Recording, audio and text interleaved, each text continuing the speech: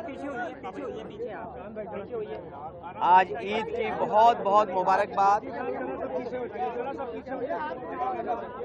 आज ईद की बहुत बहुत मुबारकबाद आपके माध्यम से पूरे देश और प्रदेश वासियों को मैं आज की ईद की मुबारकबाद देना चाहता हूँ। हमारे देश की मिली जुली संस्कृति, यहाँ हम सब मिलकर के एक दूसरे के त्योहारों को मनाते हैं। अभी कुछ दिन पहले होली का त्यौहार था, हम लोगों ने मिल कर के मनाया।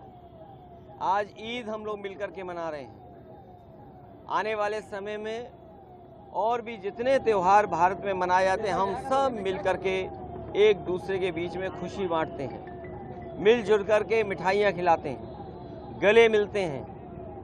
यही हमारे देश की पहचान है। हमारे देश की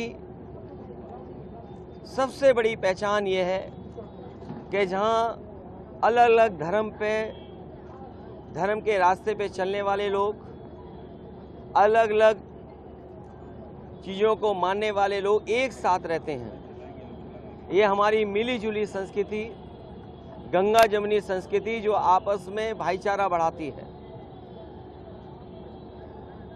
हमारी मिली जुली संस्कृति आपस में प्रेम बढ़ाती है। हमारे देश का संविधान, हमारे देश का लोकतंत्र यहाँ की संस्कृति और मजबूत करती है। हमें उम्मीद है कि हम सब मिल कर के रह कर के इस देश को और खुशहाली के रास्ते पे ले जाने का काम करेंगे।